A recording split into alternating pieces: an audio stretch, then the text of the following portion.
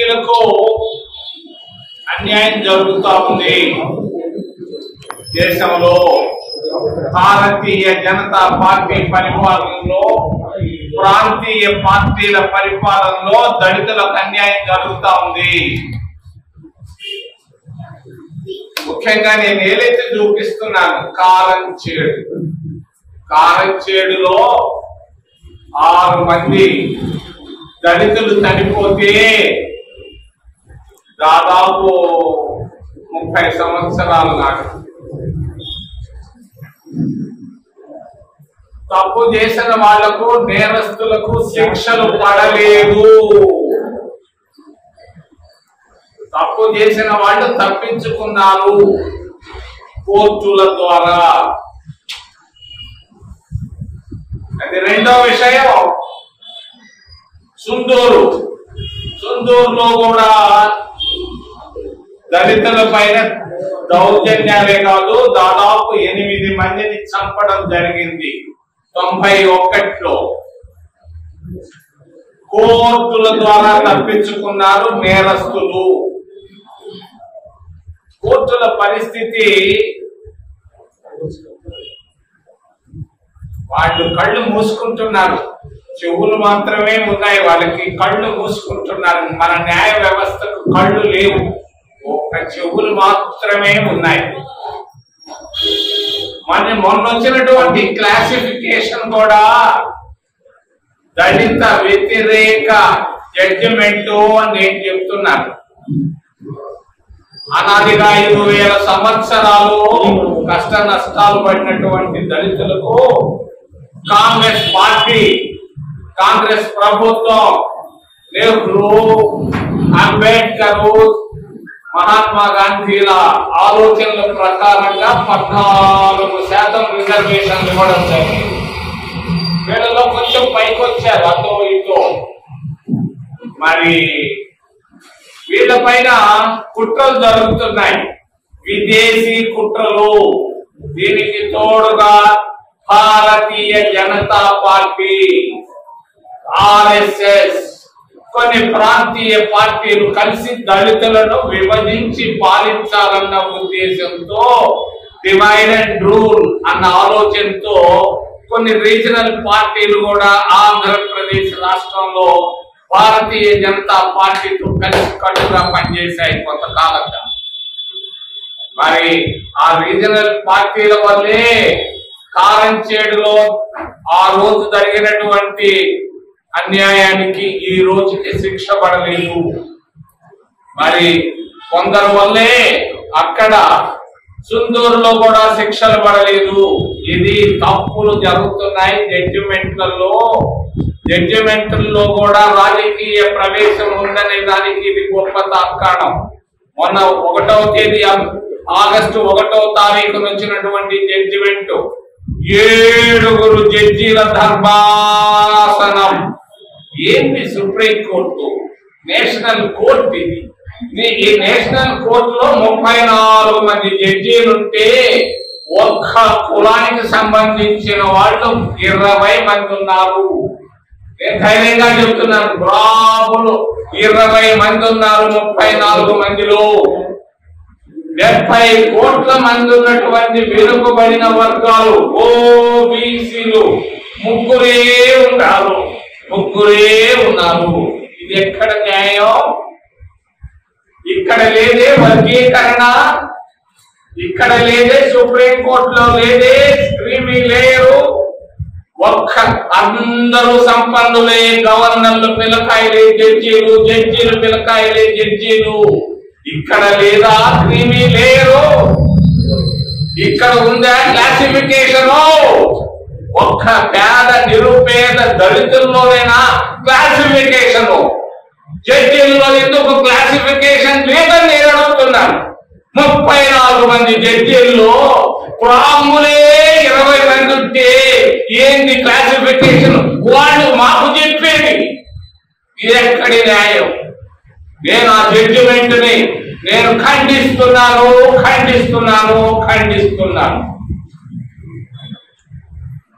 రెండో విషయం, ఆంధ్రప్రదేశ్.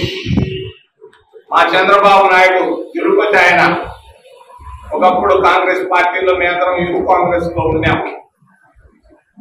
ఆయన ముఖ్యమంత్రి అయినాడు, మాకు సంతోషం. ఆంధ్రప్రదేశ్ అంటే ఆయన ఏపీ అంటాడు. ఏపీ మనం కూడా అంటాం. ఏ అంటే అమరావతి, పి అంటే పోలవరం.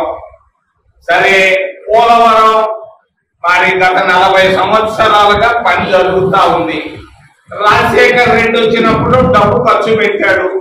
నేను అడుగుతున్నాను చంద్రబాబు నాయుడిని, రాజశేఖర్ రెడ్డి ముఖ్యమంత్రిగా ఎన్ని వేల కోట్ల రూపాయలు ఖర్చు పెట్టాడు? మరి ఆ తర్వాత వచ్చినటువంటి కిరణ్ కుమార్ రెడ్డి మధ్య నోరు తెరుస్తున్నాడు ఆయన అక్కడక్కడ. మరి కిరణ్ కుమార్ రెడ్డి ఎన్ని వేల కోట్ల రూపాయలు పోలవరం పైన ఖర్చు పెట్టాడు? ఆ తర్వాత వచ్చినటువంటి చంద్రబాబు నాయుడు ఎన్ని వేల కోట్ల రూపాయలు ఖర్చు పెట్టాడు? జగన్మోహన్ రెడ్డి 5 సంవత్సరాల్లో ఎన్ని వేల కోట్ల రూపాయలు ఖర్చు పెట్టాడు? ఇది చెప్పమని నేను కనీసం 10 సార్లు అడిగాను చంద్రబాబు నాయుడిని. ఆయనకి వినపడినట్టుగా తెలియనట్టుగా ఏదో పోతున్నట్టు నాకు అనుమానం వస్తుంది. చంద్రబాబు నాయుడు ఏమన్నా టేబుల్ కింద చేతులు పెట్టాడా? ఎందుకు నీకు భయం? నీకేమి డిస్ప్రపోర్షనేట్ అసెట్ కేసు లేదే, నీ పైన ఏమీ లేదు, ఎందుకు భయపడుతున్నావు? పోలవరం పైన ఎంత ఖర్చు చేశారన్న విషయాన్ని నేను నిన్న చెప్తాడనుకున్నాను, చెప్పలేదు ఆయన. కనీసం రాబోయే నెలలో చెప్పాలని నేను డిమాండ్ చేస్తూ ఈ రోజు ఆంధ్రప్రదేశ్ అప్పుల ప్రదేశ్ గా తయారైపోయింది. దాదాపు 13,000 కోట్ల రూపాయలు అప్పులు ఉన్నాయి. మరి రూపాయలు వచ్చి ఉండాలి. ఈ 10 లక్షల కోట్ల రూపాయలు ఎంత ఏ జిల్లాకు వచ్చింది, దేనికి ఖర్చు పెట్టారు అనే విషయాన్ని నేను చంద్రబాబు నాయుడు ముఖ్యమంత్రిని నేను డిమాండ్ చేస్తున్నాను. పూర్తిగా జవాబు 1 నెల లోపల చెప్పమని. నాకు తెలుసు ఆ ఎన్ని ఎక్కడ ఉన్నాయో, ఏ కంప్యూటర్ లో ఉన్నాయో, ఏ వ్యక్తి దగ్గర ఉన్నాయో నాకు తెలుసు. నువ్వు బటన్ నొక్కితే వస్తుంది. రాష్ట్ర ప్రజలకు, దేశ ప్రజలకు చెప్పాల్సిన అవసరం ఉందని నేను తెలియజేస్తూ, మరి దళితులకు పట్ల వివక్ష ఉంది తెలుగుదేశం ప్రభుత్వంలో ఐఏఎస్, ఐపీఎస్ అధికారులకు సరైనటువంటి పోస్టింగులు ఇవ్వటం లేదు. ఎందుకు ఇవ్వటం లేదని నేను డిమాండ్ చేస్తున్నాను చంద్రబాబు నాయుడిని. ఎంతమంది జిల్లా కలెక్టర్లు, ఎంతమంది పోలీస్ ఎస్పీలు ఉన్నారు 26 జిల్లాల్లో? మీ దగ్గర ఉన్నటువంటి శాఖలు ఉన్నాయి, ఎన్నో శాఖలు ఉన్నాయి. ఆ శాఖల్లో ఎవరెవరు ఐఏఎస్ వాళ్ళు, ఐపీఎస్ వాళ్ళకు, ఎస్సీలకు మీరు ప్రాధాన్యత ఇచ్చారు? పక్కనే ఉన్నటువంటి తమిళనాడు రాష్ట్రంలో ముఖ్య కార్యదర్శిగా ఒక దళితుడు రాబోతున్నాడు రాబోయేటువంటి వారం రోజుల్లో. ఎందుకు ఈ రాష్ట్రంలో ఒక దళితుడిని ఎందుకు చేయకూడదు చీఫ్ సెక్రటరీగా నేను అడుగుతున్నా. వాడే పాపం చేశాడు? 20% మేము ఉంటాం, మాకు ఇన్ని నష్టాలు జరుగుతున్నాయి, ఇన్ని కష్టాలు జరుగుతున్నాయి. కారణం చెడు మాకు కన్నీళ్ళు తప్పించి ఏది లేదు. సింధూరులో ఏముంది? మేము పడుతున్న కష్టాలు. సుప్రీంకోర్టులో మాకు వాదనలు పడ్డాయి. ఎందుకు వివక్ష చూపిస్తున్నారని చంద్రబాబు నాయుడిని ఏలెత్తి చూపిస్తూ, మరి జగన్మోహన్ రెడ్డి పరిపాలన కంటే చంద్రబాబు నాయుడు పరిపాలన బాగుంది. నేనే వెళ్ళాను సెక్రటేరియట్ కి. ఒక 10 రోజుల నాడు వెళ్తే జనాలు వస్తున్నారు, పోతున్నారు, ఆఫీసర్లు ఉన్నారు, మంత్రులు ఉన్నారు, కాగితాలు ఇస్తున్నారు, చూస్తున్నారు. జగన్ పరిపాలన కంటే చంద్రబాబు నాయుడు పరిపాలన బాగుంది. మేమిద్దరం రాజకీయ విరోధులు అయినా కూడా నేను అభినందిస్తున్నా.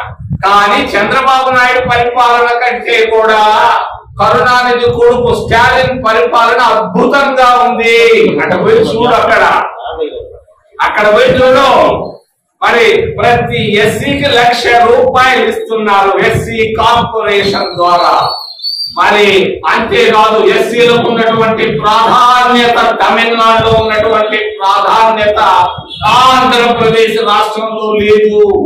నీకంటే చంద్రబాబు నాయుడు ఏదో బ్రాండ్ అంటావు, అదంటావు, ఇదంటావు. నీకంటే బాగా సూపర్ బ్రాండ్ లో స్టాలిన్ ఉన్నాడు. స్టాలిన్ దగ్గర పోయి నేర్చుకోవయ్యా. అది పరిగిస్తా ఉండవు దినం మార్చి దినం ఢిల్లీకి.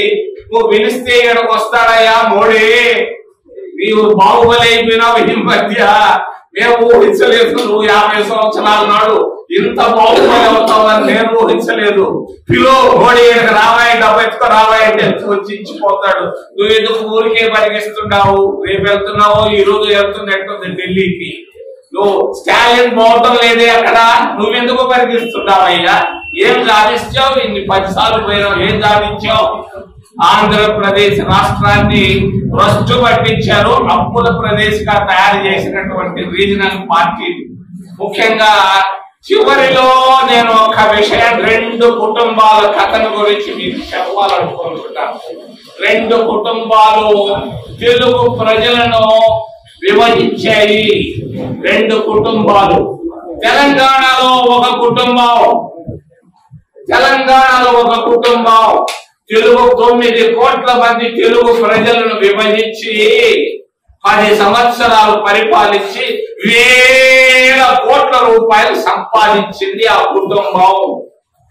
రెండో కుటుంబం ఆంధ్రప్రదేశ్ రాష్ట్రంలో ఒక కుటుంబం 10 సంవత్సరాలు పైన కొన్ని నెలలు పరిపాలించి వేల కోట్ల రూపాయలు సంపాదించింది. ఈ 2 కుటుంబాల వల్ల 9 కోట్ల మంది తెలుగు ప్రజలు ఈ రోజు అవమానాలకు గురి అవుతున్నారు. కానీ ఢిల్లీలో అప్పులు అడుక్కుంటున్నారు. అయ్యా అమ్మా, ఓ నిర్మలమ్మా, మమ్మల్ని కరుణించవమ్మా అని అడుక్కునే పరిస్థితికి ఈ 2 కుటుంబాలు వచ్చినాయని మీకు తెలియజేస్తూ ఒక్క విషయం నేను చెప్పకూడదు అనుకుంటున్నాను, చెప్పాలనుకుంటున్నాను, చెప్తాను. మీడియా గురించి కూడా ఒక మాట మాట్లాడాలనుకుంటున్నాను.